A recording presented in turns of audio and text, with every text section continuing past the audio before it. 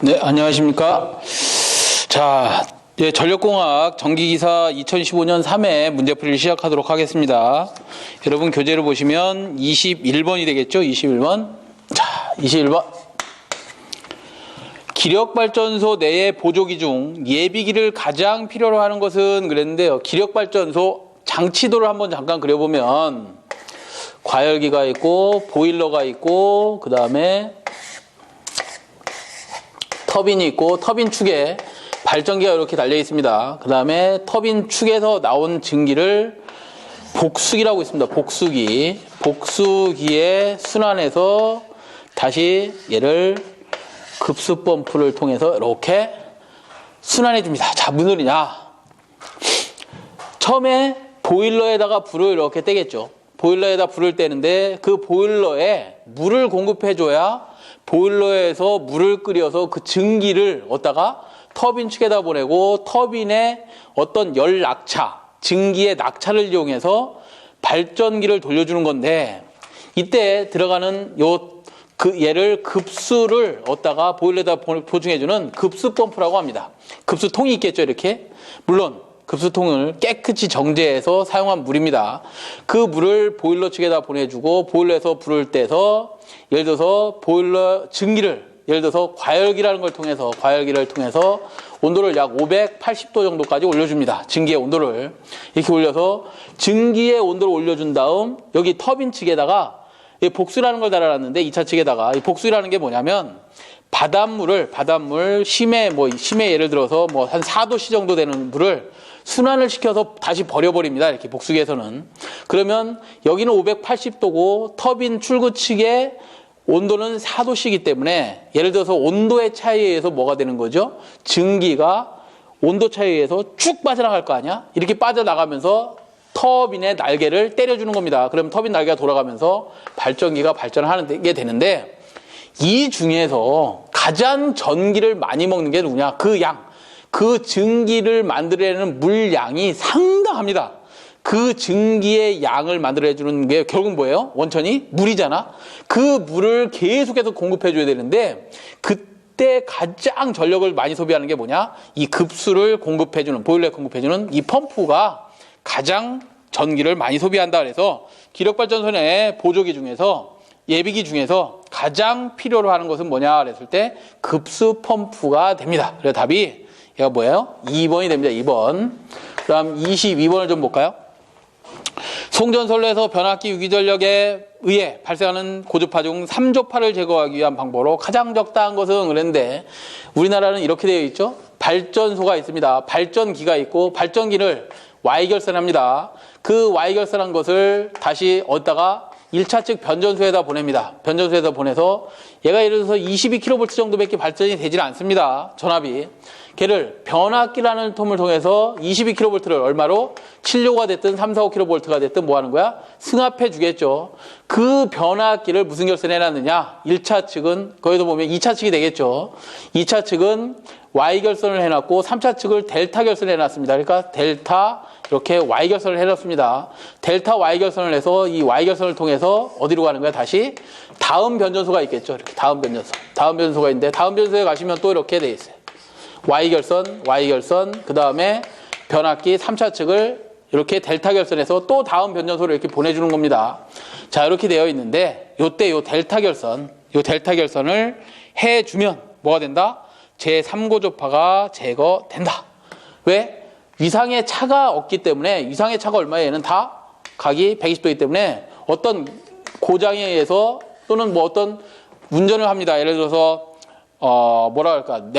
어떤 저항로라든가 아크로 이런 것들을 이 부하 측에서 운전을 하면 그래서 3고조파가 나오는데 그 3고조파가 2차 측에서 끊겨버려야지 1차 측으로 넘어가 버리면 그게 발전기 쪽으로 들어갈 거 아니에요. 그럼 발전기 코일이 약하기 때문에 발전기를 아마도 파괴시킬 겁니다. 파괴시킬 텐데 그 3조파를 잡아주는 방법이 뭐다? 이렇게 Y결선을 통해서는 3조파를 잡을 수 없고 델타 결선 내에서 3조파가 순환하면서 열을 발생시키고 당연히 소모가 돼 버릴 것이다. 그래서 델타 결선을 해줘야지만 이 3조파를 제거할 수 있다. 이런 의미에서 우리나라 변전소도 전부 다 이렇게 YY 델타, YY 델타, 이것도 하나죠. 발전소 내에 YY, 델타 이렇게 변압기를 사용하고 있습니다.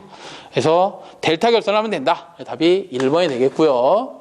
그 다음에 23번으로 가시면 23번은 유량의 크기를 구분할 때 갈수량이란 그랬는데 유량의 크기를 구분을 왜 해야 되느냐? 저수지가 있습니다. 예를 들어서 이렇게 저수지, 큰 저수지가 있어요. 이 저수지에 물을 낙하시켜서 터빈을 돌리고 그 다음에 발전기를 달아서 발전을 하려고 하는 게 뭐예요? 이게 수차 발전소죠. 그러니까 이런 수차 발전소가 있어야 되는데 물량이 이만큼 1년에 며칠 동안 요만큼 있는지 1년에 며칠 동안은 요만큼 있는지 얼만큼 있는지를 알아야 이 발전량을 결정할 거 아니에요. 그죠? 발전량을 결정합니다. 왜? 이 발전전력이라는 놈은 발전전력식이 9.8QH예요.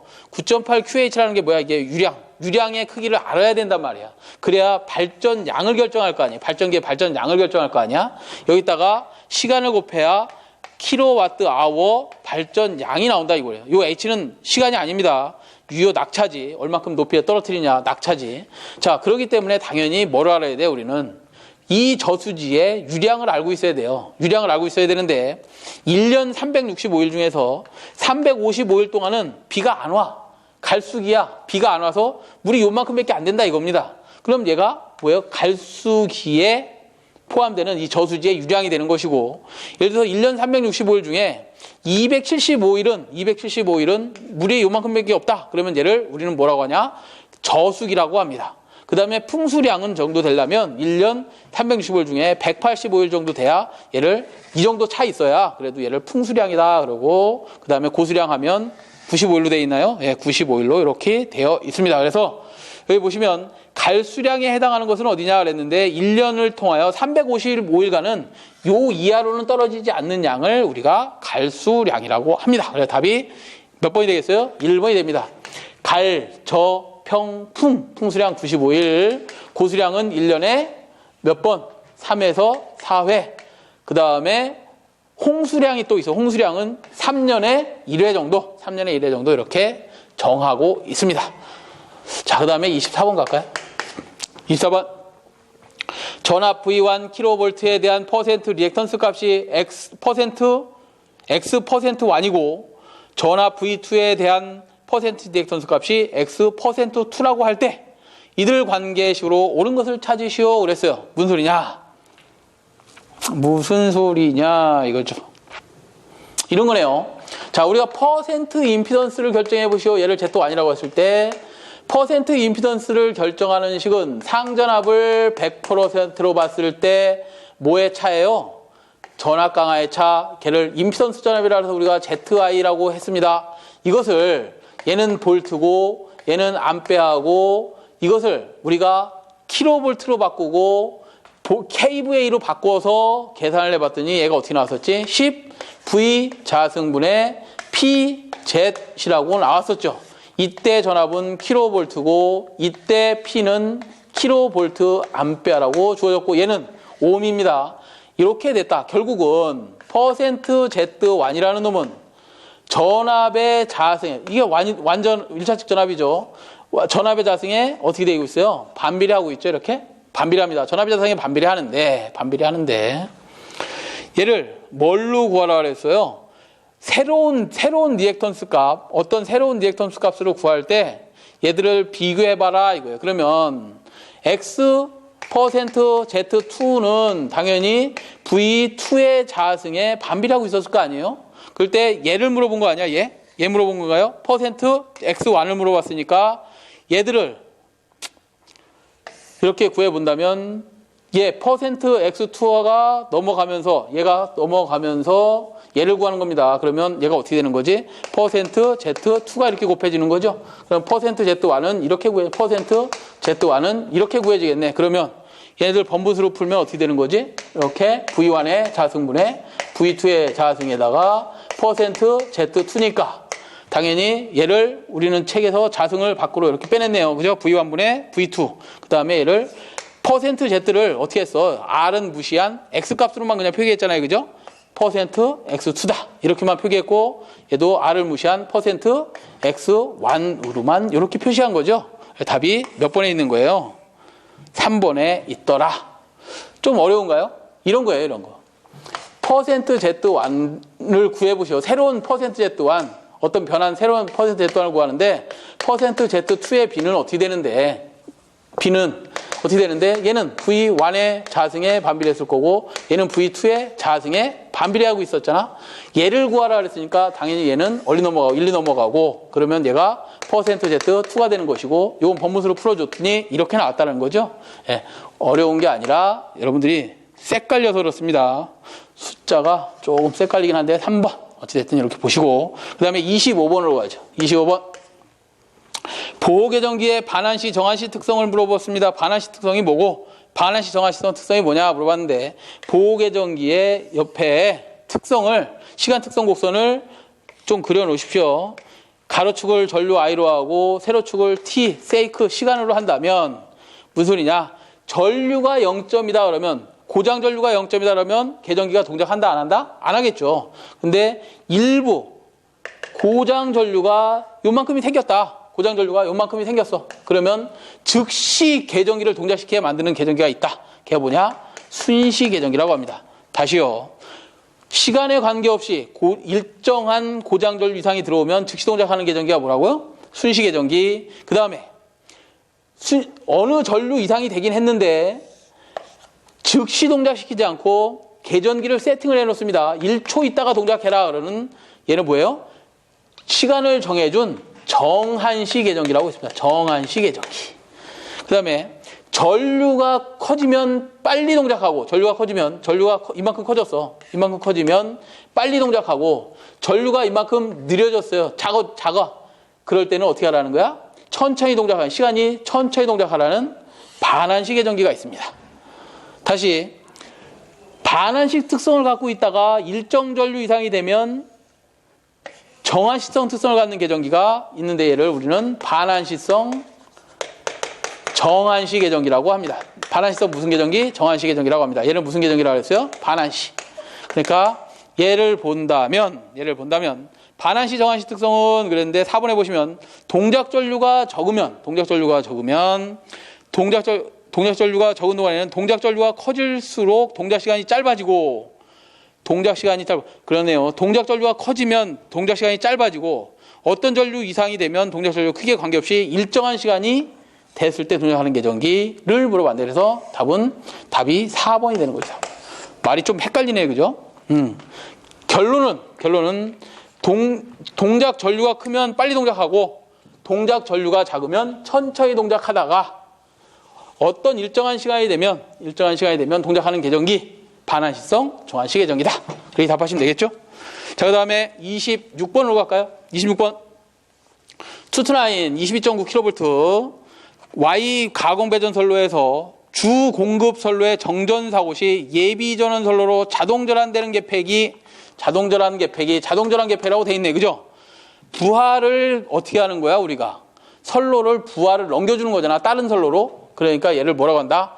오토매틱 로드 부하 트랜스퍼 스위치 자동 부하 트랜스퍼 전환 괜찮습니다. 전환 스위치 계획이다 그랬어요. 자동 부하 전환 계획이 얘를 우리는 답의 4번에 있네요. 가공선로에서 주 공급선로의 정전사고 시 예비전원 선로로 자동 전환되는 계획이 ALTS라고 합니다. 자동부하 전환 계획이 답이 4번이 되겠고요. 27번. 송전계통의 안정도를 증식시키는 방법 아닌 것을 찾으시오. 안정도란 다시 말씀을 드리지만 발전기가 100MW를 출력을 내고 있습니다. 얘가 부하에서 25MVA를 잘 사용하고 있어요. 그 중에 하나가 탈락을 했습니다. 고장이 났습니다. 부하 하나가 고장이 나버리면 출력은 100MW가 나가는데 소비는 75MW밖에 안 하기 때문에 발전기가 어떻게 되겠어? 가속을 하겠죠. 가속을 합니다. 가속을 하더라도 발전기 자체의 지 관성에 의해서 계통의 임피던스와 발전기 지 관성에 의해서 안정하게 과속하지 않고 탈조되지 않고 안정도를 유지하면서 운전하는 정도, 동기를 유지하면서 운전되는 정도를 우리가 안정도라고 합니다. 물론 안정도를 깊게 따지면 정태 안정도와 과도 안정도가 있고요. 그 다음에 동태 안정도라는 게 있어요. 근데 정태 안정도라는 놈은 부하가 조금 탈락했을 때 또는 고장이 아닐 때 안정하게 발전단과 부하단이 운전되는 정도를 정태 안정도라고 했고, 과도 안정도라는 놈은 부하가 급격하게 탈락했거나 고장이 발생하더라도 그래도 안정하게 운전되는 정도를 과도 안정도라고 합니다. 이렇게 안정도가 있는데 그 안정도 증진을 더 시켜줘야 된답니다. 증진을 시켜줘야 되는데 안정도는 크면 클수록 좋은 것인데 너무 커도 비용이 비싸지겠죠. 이 안정도를 키우는 방법 중에 4가지가 있습니다. 크게 리액턴스 값을 작게 해주는 방법. 그러니까 선로의 임피던스라든가 기기의 임피던스를 작게 해주면 된다. 그러면 안정도가 커진다. 왜? 안정도식을 보면 안정도 전력은 X분의 2SER 사인 델타라는 식이 있고요. 이 식을 꼭 좀 알아두셔야 됩니다. 여기서 리액턴스가 작아지면 안정도가 좋아집니다. 전압이 평형돼 있어야 돼. 전압이 평형돼 있어야 된다. 그럼 안정도가 좋아질 것이다. 다음에 고장이 발생하더라도 발전기에 전력이 평형돼야 된다. 그 다음에 이런 고장이 발생을 하면 신속하게 뭐 해주면 된다? 차단해주면 된다. 이런 것들이 안정도 향상 대책이다. 자, 보기를 좀 보면 안정도 향상 대책 증진 방법이 아닌 것은 그랬고요. 1번 소극여자 방식을 채용한다 그랬어요. 소극여자 방식 무슨 소리냐? 전압을 안정시키려면 AVR 전압이 떨어졌습니다. 그러면 전압을 빨리 회복시켜주는 오토매틱 자동 전압 조정기, 자동 전압 조정기, 오토매틱 볼테이지 레귤레이터를 설치해줘야 되는데 얘도 느리게 동작하면 안 되고 초소공 소공성이 빠른 여자기를 설치해주면 전압이 안정된다. 그래서 답은 1번이 맞고요. 그 다음에 2번째 고속도 제페로 방식을 채용하면 된다. 고속도 제페로가 뭐예요? 신속하게 고장을 제거해서 재송전해주는 제페로 계정기를 설치하면 안정도가 향상된다 이 말이고요. 그 다음 3번에 보시면 발전기나 변압기의 리액턴스를 크게 한다 그랬어요? 작게 한다 그랬어? 작게 해줘야 안정도가 좋아진다 그랬으니까 답이 몇 번이 되겠어요? 3번이 되겠지. 4번에 보시면 고장 전류를 줄이고 고속도 차단하는 방식을 채용한다 그랬으니까 4번도 맞게 되겠죠. 틀린 건 뭐예요? 3번. 그 다음에 28번으로 가시죠. 중요한 문제입니다. 안정도 문제는 시험 볼 때마다 무조건 한 문제 나온다고 보셔야 됩니다. 많이 나올 때는 2문제까지도 나와요. 안 나온 적이 10년 동안 1년에 3회 시험을 보면 안 나온 적이 30번 중에, 그죠? 30번 중에 2-3번밖에 없을 거예요. 그만큼 계속 안정도 향상 대책이 나오는 문제이기 때문에 반드시 체크해놓고 보셔야 됩니다. 자, 그 다음에 28번. 5고저파 전류의 억제를 위해 전력 콘덴서를 직렬로 삽입하는 유도 리액턴스의 값으로 적당한 것은 그랬는데 무슨 소리냐? 이렇게 변압기가 있고요. 변압기 좌측에 모다 부하가 있습니다. 이렇게 부하가 있을 때 이 모다는 사용하면서 역률이 떨어질 겁니다. 그럼 역률을 개선해주기 위해서 콘덴서 설치해주죠. 병렬로 전용 콘덴서를 설치해줍니다. 이렇게 설치해줬을 때 얘가 설치해서 그냥 역률을 잘 개선해주면 좋은데 얘가 개방하거나 콘덴서를 개방하거나 투입할 때 어떤 게 생긴다?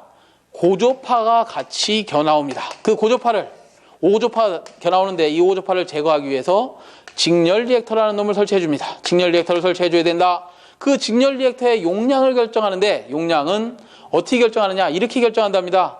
5고조파를 제거해주는 리액턴스를 설치해 줘야 되는데 5오메가C인 용량성 리액턴스하고 공진을 서로 잡아놓으면 되는 거예요. 공진을 잡아놓을 때 몇 프로짜리 설치해 주는 거냐? XL 값을. 이거 XL 값은 이렇게 설치해 주죠. 5를 밑으로 내리면 뭐가 되지?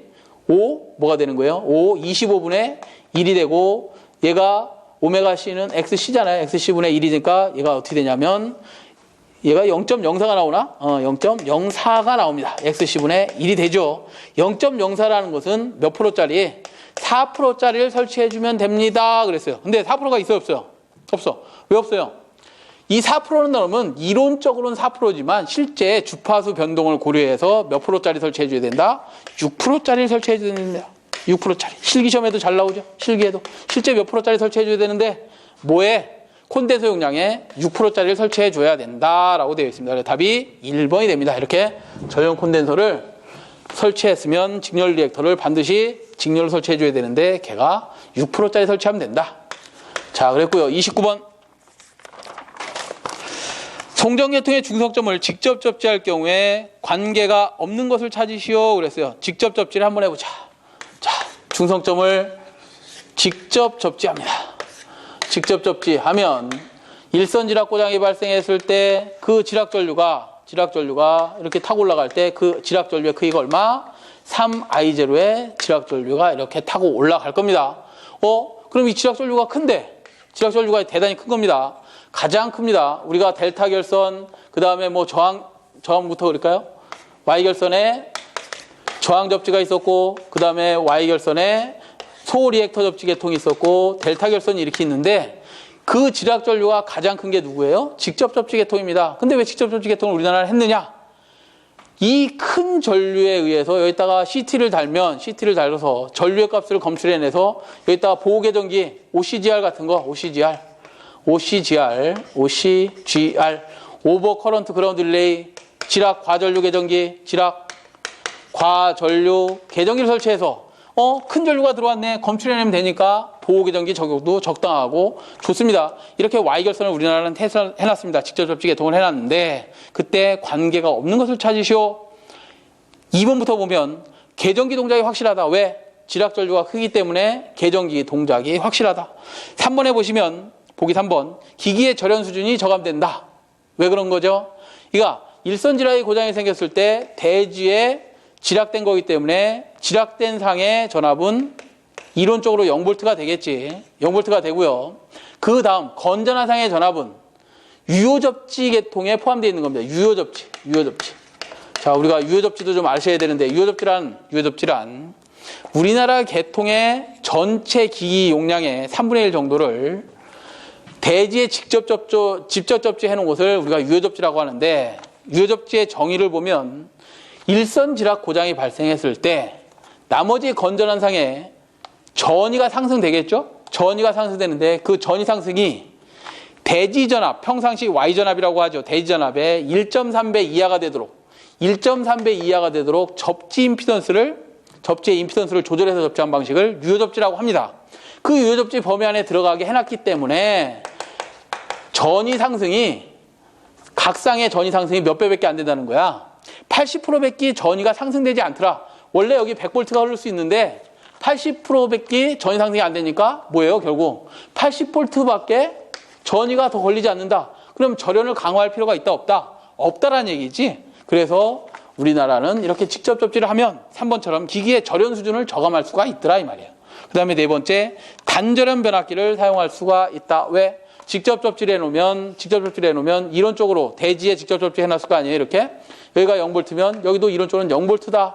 그러면 여기엔 상전압 100V가 떠 있다 그랬으니까 이론적으로 어떻게 한다?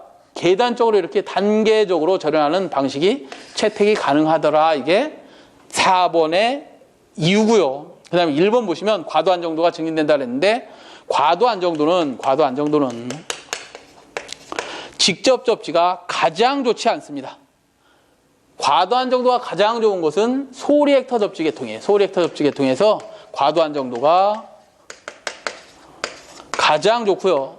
직접 접지 계통의 과도 안정도는 가장 나쁩니다. 왜? 전류가 지역률의 큰 전류이기 때문에 과도 안정도가 좋지 않습니다. 자, 안정도라는 거 여러분들이 알고 계실 겁니다. 안정도라는 거 알고 계시니까 답이 1번이라는 걸 좀 이해를 해 주시고요. 그 다음에 30번으로 갈까요? 30번은 전력계통에서 무효전력을 조성하는 조상설비 중 전력용 콘덴서를 동기조상기와 비교할 때 옳은 것은 그랬는데 동기조상기가 뭐야? 동기조상기. 자, 이 30번에 보면 동기조상기는 전동기를 무부하로 운전하는 겁니다. 어떻게? 이렇게 선로에다가 전동기를 뭐라고 할까? 로타리 콘덴서라고 할게요. 노타리처럼 돌아가는 콘덴서. 동기조산기를 이렇게 전동기를 개통에 투입시켜 놓고 부하를 걸지 않은 영역률 운전합니다. 영역률 운전해서 영률을 0으로 운전해서 개통에 진상을 공급해 주기도 하고 지상을 공급해 주기도 합니다. 결국 개통에 콘덴서 역할을 해주기도 하고 리액터 역할을 해주기도 한다는 얘기죠. 이게 동기조산기입니다. 자, 이거와 뭐를 비교하라는 거야? 콘덴서를 비교해 보랍니다. 옳은 것을 찾으시오 그랬나요? 네, 옳은 것은 1번부터 볼까요? 전력용 콘덴서는 전력 손실이 크다. 전력용 콘덴서는 정지기죠, 정지기. 얘는 움직이는 놈이고 회전기고 얘는 정지기입니다. 이렇게 정지해 있는 놈이 얘보다 손실이 클 리가 없잖아. 얘는 계속 회전하니까 손실이 크겠죠. 1번은 아니고요. 두 번째, 지상무효 전력을 공급할 수 있다. 이 콘덴서는 지상을 공급하는 게 아니라 무슨 성분? 진상을 공급해주는 놈이죠. 어디다? 개통에다. 그 다음 3번, 전압조정을 계단적으로밖에 못한다. 얘는 전압조정을 단계적으로 합니다. 그렇지만 얘는 전압조정을 어떻게 한다? 연속적으로 합니다. 연속적으로 합니다. 4번 해보시면 송전선로를 시송전할 때 선로를 충전할 수 있다. 시송전에 얘는 사용할 수가 없습니다. 그러니까 단계적으로밖에 안 되고 시송전에도 사용 못하고 그 다음에 그러니까 답이 3번이 되겠네요. 3번 전압조정을 계단적으로밖에 못한다. 그것만 맞네, 그죠? 단계적으로밖에 하지 못한다. 그래서 답이 3번이 됩니다. 3번 잘 좀 이해해 주시고 그 아래 표를 좀 참고해 주시기 바라겠고요. 그 다음에 31번 보시면 각 수용가의 수용률 및 수용가 사이의 부등률이 변화할 때 수용가군 총합의 부하율에 대한 설명으로 옳은 것은 그랬는데, 자 한번 볼까요? 부하율은 이런 거네. 보기를 보니까 부하율은 부등률과의 어떤 관계냐? 부등률과 어떤 관계에 있는데요. 그 다음에 부하율은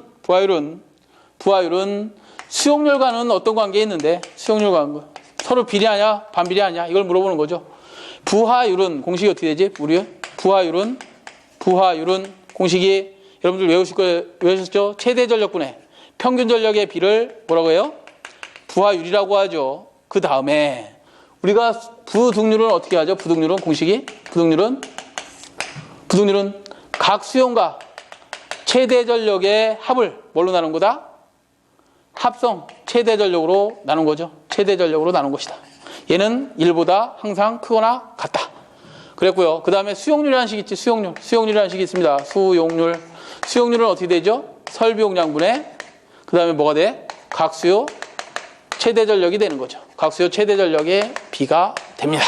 그러면 부하율은 최대 전력분의 평균 전력이라고 했고, 여기서 최대 전력을 구해보면, 여기서 최대 전력을 이쪽으로 바꿔놔서 이걸 다시 써보면 얘가 뭐가 되죠? 부등률분의 뭐가 되는 거야? 부등률분의 수요 최대 전력이 될 거고, 수요 최대 전력이 될 거고, 얘를 평균 전력으로 나눈 거죠? 이렇게 될 거 아니야? 부하율은 얘를 갖다 대입해보면 여기서 최대 전력을 끌어낸 겁니다. 그러면 부등률분의 수요 최대 전력이 되죠. 자, 그러면 얘를 좀 다시 써보자. 요 법무수로 풀면 어떻게 되지? 이렇게 수요 최대 전력 분의 수요 최대 분의 뭐가 돼요? 평균 전력 곱하기 부등률이 이렇게 곱해지겠죠. 그렇지? 이렇게 올라가니까 이렇게 올라가고 얘는 내려오는 거니까요. 이렇게 됩니다. 자, 그러면 수요 최대 전력이라는 놈은 여기서 다시 구해보면 설비용량에다가 수용률 곱하는 거잖아요. 그러면 설비용량에다가 수용률이니까 수용률, 그 다음에 평균 전력에 곱하기 얘 부등률 그대로 내려오면 부하율은 어렵네, 그죠? 부하율은 부등률과는 무슨 관계? 비례. 수용률과는 반비례하는 관계에 있네, 그죠? 몇 번에 있어요? 답이 2번에 있죠. 2번. 자, 이렇게 푸셔야 되는데 이걸 뭐 언제 시험장에 가서 하고 있어요? 그냥 외워야 되겠지? 외워야 됩니다, 이런 문제는. 부하율은 부등률과는 비례하고 수용률에 반비례한다. 우리가 나중에 부등률이 뭐고 수용률이 뭐고 그 다음에 부하율이 뭔지까지도 한번 또 공부를 별도로 해보셔야 됩니다. 32번. 자, 32번은 송전선로의 수전단을 단락한 경우, 송전단에서 본 임피던스가 305ohm이고 수전단을 개방한 경우에 905ohm일 때 이 선로의 특성 임피던스를 구하시오. 특성 임피던스가 뭐냐? 특성 임피던스는 송전선로의 어드 임피던스에 대한 임피던스의 비예요. 로서, 비로서. 순저항이다, 순저항. 아마도 여러분들이 회로 시간에 이런 걸 배우셨을 수도 있어. 자, 송전단의 임피던스가 예를 들어서 뭐 이렇게들 많이 그리시죠. R 값이 있고 여기에 전원에 뭐 X 값이 있어요. 전원에 JX 값이라고 할까? 요 임피던스를 선로를 통해서 최대로 부하 측에 전력을 공급하고 싶으면 최대 전력을 구하려면 어떻게 하면 되는 거예요? 최대 전력 전달 조건이 I자승 X가 되죠. I자승 Z죠. Z. I자승 Z일 때 이 ZL 값, 그 ZL 값을 누구? R하고 플러스 J의 X 값을 RL, XL을 누구하고 맞춰주면 RS 값이라, ZS 값이라고 하고 얘를 ZL 값이라고 하면 그때 최대 전력이 전달되는 거잖아요. 그건 뭐야? 결국은 전원 측의 임피던스와 부하 측의 임피던스가 같다면 전력이 최대로 더 공급되는데 그때의 임피던스, 선로가 갖고 있는 임피던스를 뭐라고 한다고? 특성 임피던스 Z0라고 하는 겁니다. 이 Z0라고 하는데 그 Z0를 구하려면 B가 어떻게 구해진다고? 루트 Y가 뭐예요? G 플러스 J의 오메가 C분의 얘가 C분의 Z 값은 뭐야? R 플러스 J의 XL이니까 오메가 L이 되나요?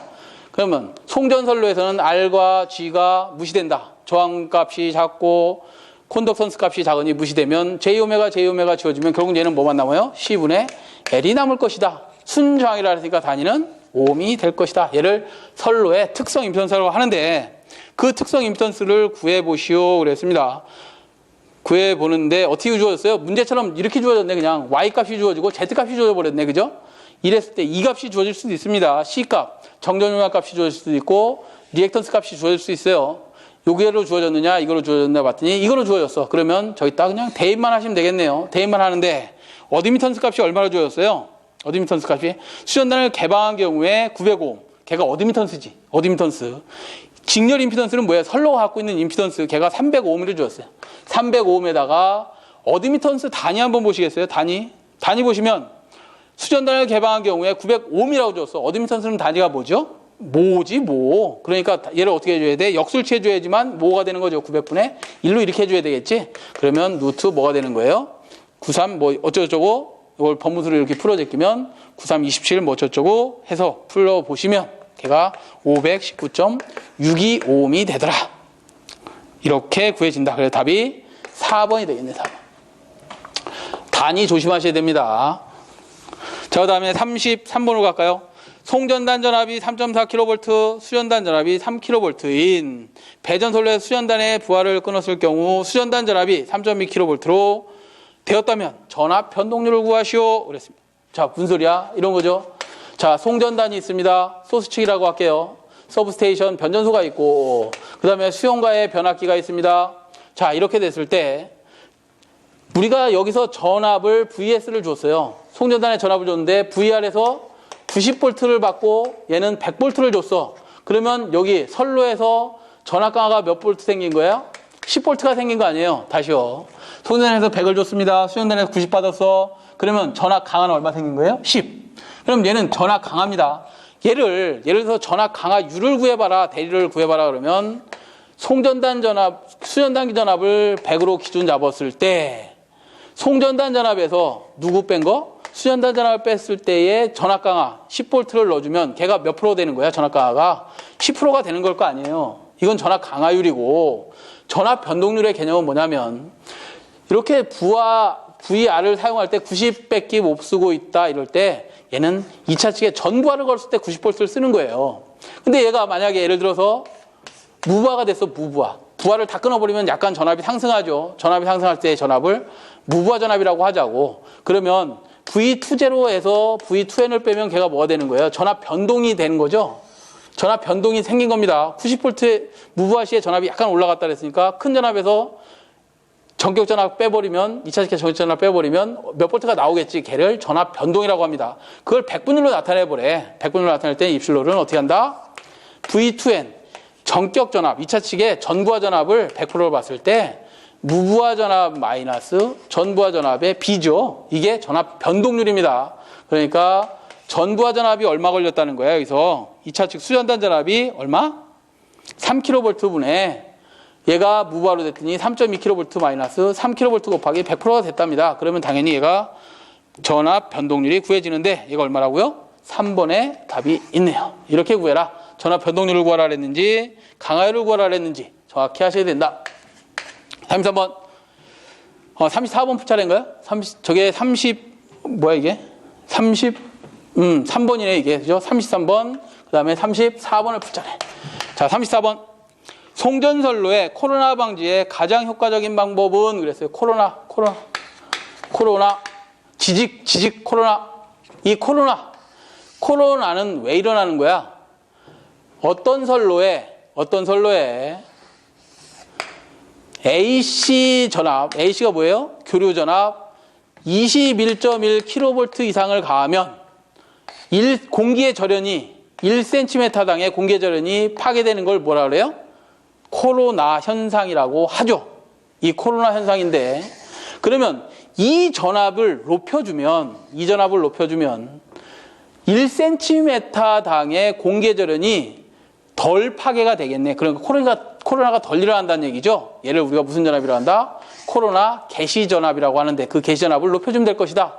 코로나 개시 전압을 높여주는 식은 E0는 외우십시오. 이건 계산에 의해서 나오는 식입니다. 24.3 M0 M1의 델 D 로그 10m로 하는 R분의 D 킬로볼트를 코로나가 시작되는 전압이다 그럽니다. 그 전압을 높여주면 코로나가 잘 발생하지 않을 것이다. 그러면 그 전압을 높여줄 수 있는 방법은 뭐가 있느냐? 여러 가지가 있습니다. 그 중에 가장 효과적인 방법을 찾으랍니다. 24.3은 상수죠. M0는 뭐냐면 여기서 전선의 표면 개수입니다. 전선 표면 개수입니다. 아래 설명이 있나요? 네, 전선 표면 개수라고 나와 있네요.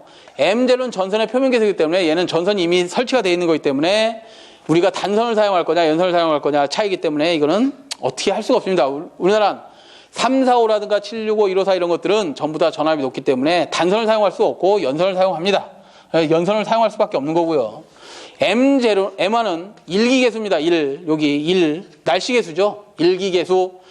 이거는 조물주님이 알아서 하시는 거죠. 그 다음에 이건 뭐예요? 델, 상대 공기밀도. 이것도 설치 높이에 따라서 기압이 틀리기 때문에 이것도 우리가 어떻게 할 수가 없어요. 이 D는 뭐냐? 전선의 얘가 직경입니다. 전선의 직경.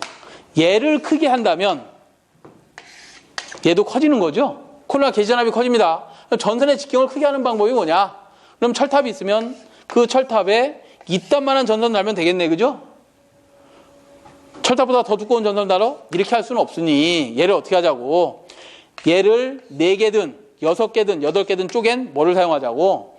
복도체, 다도체를 사용해서 똑같은 입만큼은 굵기의 효과를 나타내자 이 말이에요. 이렇게 4개를 만약에 이렇게 환상마로 한다면 얘를 복도체로 한다면 이게 하나의 상이지. 하나의 전선의 굵기를 얇게 나눠서 등가적으로 같은 굵기를 만들어준다면, 복도체를 만들어준다면, 다도체를 만들어준다면 뭐가 커지는 거예요? 코로나 인계전압이 커져서 코로나 발생이 잘 된다 안 된다? 잘 되지 않는다라는 얘기예요. 그래서 답이 4번이 되겠네. 자, 그 다음에 35번으로 가시죠. 35번. 자, 35번은 일반적으로 화력발전소에서 적용하고 있는 열 사이클 중 가장 열 효율이 좋은 것을 찾으시오 그랬어요. 자, 열 사이클을 한번 좀 그려보죠. 열 사이클.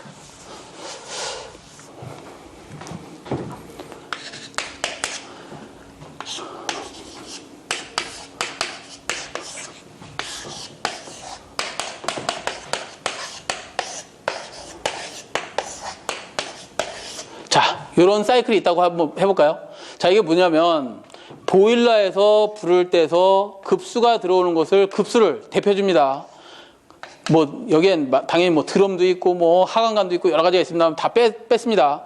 급수를 보일러에다 공급해주고 보일러에서 불을 떼서 물을 증기로 만들고 더 뜨거운 과열 증기를 만들어서 그 과열 증기를 터빈에다 보내고 터빈의 연락차에 의해서 여기는 예를 들어서 580도, 예를 들어서 여기는 4도다. 2차 측은 4도의 물을 순환시켜주고 있다 그러면 연락차에 의해서, 여기는 펌프는 또 뭐에 돼 있어요? 여기 펌프에서 계속 펌프를 돌려주면 여기에 뭐가 돼? 압력이 증가하죠? 1차 측에 압력이 증가할 겁니다. 그 압력이 증가할 거고, 압력을 빼버리니까 당연히 압력 차이에 의해서도 뭐가? 터빈이 움직이겠죠? 증기가 좀 들어왔다가 샥 빠져버리면서 터빈을 돌려줍니다.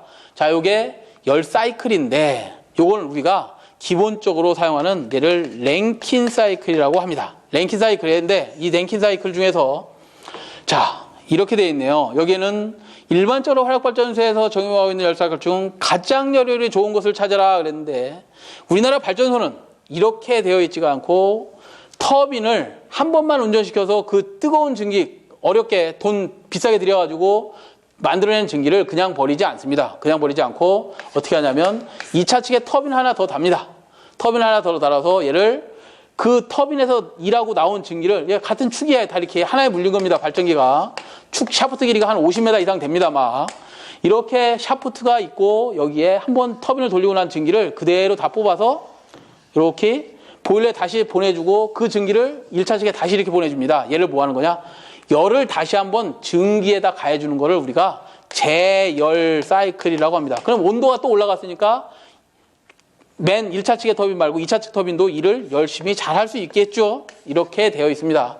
자, 이렇게 되어 있는 것을 우리가 재열 사이클이라고 합니다. 랭킨 사이클에다 뭐 한 거야? 플러스 재열을 한 겁니다. 자, 재열을 했는데 여기에 이제 급수가 이렇게 들어갈 때 찬물이 들어가는 것보다 여기에 급수를 가열시켜주는 가열기를 달아서 뭐 하면 돼? 다시 또 뜨거운 물을 보내주면 보일러가 일을 덜 할 거 아니야? 그러려면 여기에 580도의 뜨거운 증기가 들어온 것을 일부를 축이에다가 여기다가 급수를 가열시켜줍니다. 일부를 이렇게 축이에다가 뭐 한다? 급수를 가열해주면 보일러에 들어가는 물이 뜨뜻한 물이 들어가니까 어떻게 되겠어? 보일러가 일을 덜 할 수 있겠죠? 찬물 공급해주는 것보다. 그렇기 때문에 이렇게 한 번 더 축이해서 보내주는 걸 우리가 재생 사이클이라고 합니다. 이렇게 우리나라는 발전소에 재열도 하고 있고요. 증기를 전부 다 대표주는 거 재생도 하고 있습니다. 그래서 얘를 뭐라고 한다? 재생, 재열 사이클이라고 합니다. 그래야 효율이 높아지잖아. 우리나라 발전소는 효율들이 38%, 40%도 안 나와요. 전 세계적으로 그렇죠. 전 세계적으로 그렇습니다. 그렇기 때문에 이런 거라도 해줘야 간신히 0. 몇 %라도 올릴 수 있다 이 말이야. 그래서 재생, 재열을 사용하고 있다. 가장 열효율이 좋은 것은 역시 4번에 나와 있는 재생, 재열이다. 36번으로 가죠. 36번. 한류 리액터를 사용하는 가장 큰 목적은 그랬는데 단락전류 제한입니다. 단락전류를 제한하는 방법은 단락전류는 %Z분의 100의 PN으로 나중에 단락전류를 구하시고 임피던스, 리액턴스를 키워주면 단락전류가 어떻게 되는 거죠? 작아지겠죠? 그렇기 때문에 이거는 좀 외워두시기 바라겠습니다. 단락전류를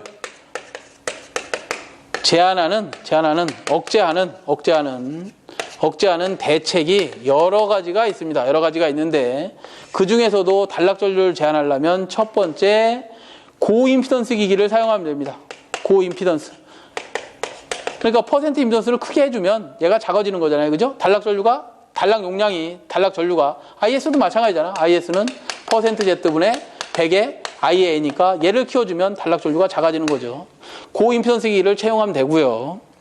그 다음에 뭐 한류 리액터를 그 다음에 설치해주면 되고 한류 리액터를 설치해주면 되고 뭐 세 번째 보시면 여기 전압 있잖아요. 전압 뭐가 돼? %Z분의 100의 IA는 루트 3 V분의 P에서 전압을 상승시켜주면 얘가 작아지잖아. 그래서 전압을 상승시켜주는 대책, 뭐 여러 가지 대책들이 있습니다. 그 중에서 한류 리액터는 뭐 하는 거냐? 단락전류 제한시키는 역할을 하는 것이다. 이렇게 문제가 나왔네요. 답이 4번이라고 좀 봐두시고요. 37번은 송전계통의 절연협조에 있어 절연 레벨을 가장 낮게 잡고 있는 기기는 뭐냐 그랬는데, 자, 중요한 문제입니다. 송전계통의 절연협조를 위해, 절연협조가 뭐야? 기계기구의 어떤 얘들을 보호하기 위해서 서로 간에 기계기구가 서로 협조를 하는 거야, 협조. 고장이 발생을 하면 내가 먼저 차단될게, 이런 어떤 협조를 하는 것을 우리가 절연협조라고 하고, 그거에 의해서 절연 레벨을 결정해야 되는데 가장 기본이 되는 게 누구냐면 피레기 제한전압을 가장 낮게 하고요. 아유, 거꾸로 했네요. 피레기 제한전압을 가장 낮게 하고 그 다음에 누구를 기준으로 해야 되냐면 변압기가 들어가고요. 그 다음에 일반 기기들이 있습니다. 기기들, 그 다음에 선로애자의 순으로 B를 정해야 된다 이 말이야. B이 뭐냐? 베이직 임펄스 인슐레이션 레벨, 기준 충격, 절연, 강도를 정해야 된다 이 말이에요. 강도를 정해야 되는데 그 강도 정할 때 누가 가장 이상전압 내가 치면 제일 빨리 동작하라고요? 피레기. 그 다음에 그 이상전압 없어지면 피레기에서 제한하고 나면 누구한테 가라고? 그게 변압기, 그 다음에 기기, 그 다음에 선로애자 순으로 이렇게 기준 충격 절연 강도의 절연 협조 레벨을 정해야 된다. 그래서 가장 낮게 해놓는 게 누구라고요? 2번에 있습니다. 2번. 꼭 좀 봐두셔야 되는 문제고요. 38번으로 가시죠. 154kV 송전선로에서 송전거리가 154km라고 할 때 송전용량 계수법에 의한 송전용량은 몇 킬로와트인가 그랬어요. 송전용량을 정해야 됩니다. 정해야 된다고 할게요. 정해야 된다. 이게 무슨 소리지? 이런 겁니다. 송전단이 있어요. 발전단이 있다고 할게요. 송전단. 그 다음에 여기 수전단이 있습니다. 부하들이 있어요. 자, 부하를 아직 설치를 하지 않았어요. 부하를 아직 설치하지 않은 상태에서 자, 선로를 이제 공사를 합니다. 선로 공사하고 그 다음에 발전기 공사하고 뭐 이렇게 해야 되는데 여기에 송전용량을 PS를 정하고 싶어요. PS를 정해야 되는데 PS를 정하는 방법이 한전에서 PS를 정하는 방법이 두 가지, 크게 세 가지 정도가 있답니다. 첫 번째 정하는 방법이 고유부하법이 있어요. 고유부하법이 있고 두 번째 여기에 나오는 송전용량 지금 시험 문제 나와 있는 계수법이 있습니다. 계수법.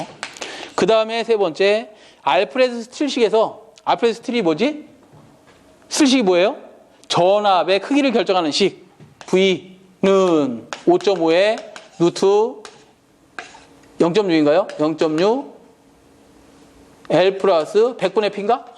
요 공식에 의해서 요 P를 계산하는 방법. 이렇게 세 가지 방법들이 있는데 그 중에서 송전용량 계수법으로 한번 뭐를 해보라는 거예요? 송전용량을 결정해봐라. PS라고 아까 송전용량 계수법. PS는 공식이 어떻게 된다? L분의 VR의 자승으로 계산하시면 된다. 왜?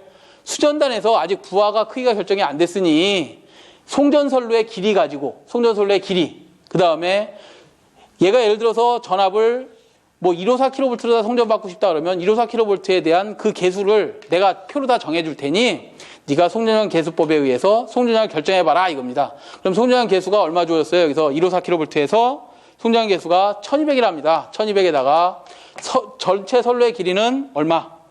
154km라 했으니까 154km 네가 수전받을 전압이 154kV라며 그거의 자승으로 계산해봐라. 그러면 몇 킬로와트를 내가 만들어야 될지가 계산될 것이다 이 말이에요.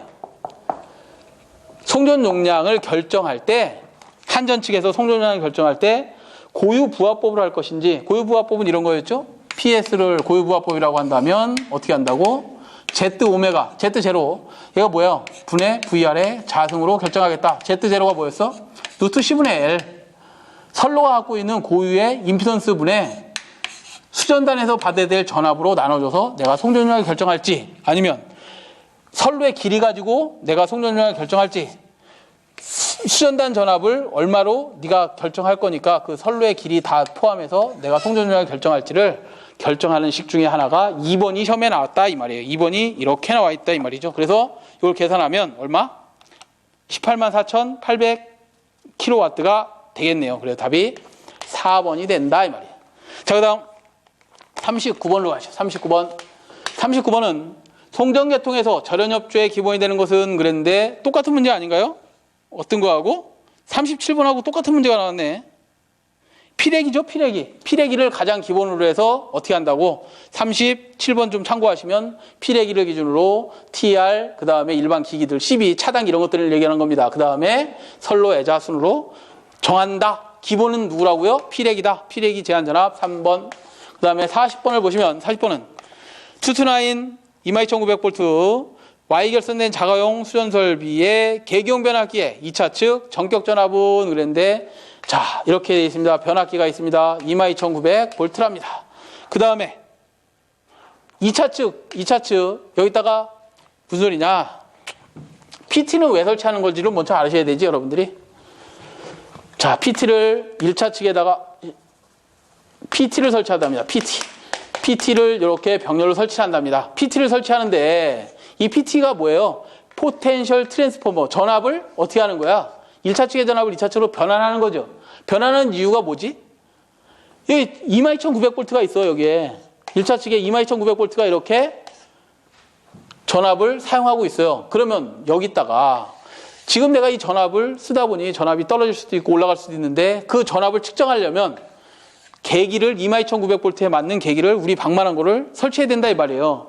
그러면 당연히 비용이 비싸질 거 아니야? 그거를 변압기라는 놈을 하나 이용해서 전압을 다운시켜서 전압계 요딴만한 거 조금 그거를 어떻게 하냐면 설치해 놓으면 나중에 건수비로다 뭐를 할 수 있다? 1차 측의 전압을 여기가 예를 들어서 105V밖에 안 찍혔어. 105V 찍혔으면 투투나인에서 전압이 105V밖에 안 찍혔으니까 전압이 약간 떨어졌겠네. 건수비에 의해서 이렇게 측정을 할 수 있다는 거죠. 2차 측의 전압계를 가지고 1차 측에 몇 볼트가 흐르는지를 측정할 수 있는 게 PT다 이 말이에요. 그러니까 이 PT가 포텐셜 트랜스포머로서 변압기야. 계기에 설치하는 계기용 변압기다. 그때 2차 측의 전압을 표준 얼마로 한다? 110V로 하면 됩니다 이 말이에요. 110V 계기 달겠다 이 말이죠. 그래서 예를 들어서 얘가 건수비에 맞물려서 얘가 105V로 됐다 그러면 전압이 일단 떨어진 거고 얘가 전압계에 115V가 걸렸다. 읽어졌다 그러면 여기 전압이 얼마야? 한 2만 한 3, 4천으로 상승이 됐다라는 거죠. 그걸 건수비 대비해서 읽어내겠다. 이게 PT예요. 별거 없는 거죠. 그죠? 그래서 이렇게 설치하는데 걔가 얼마? 110V용을 설치한다 그랬습니다. 자, 그래서 15년도 3회 전력공학을 모두 마치도록 하겠습니다. 수고하셨습니다.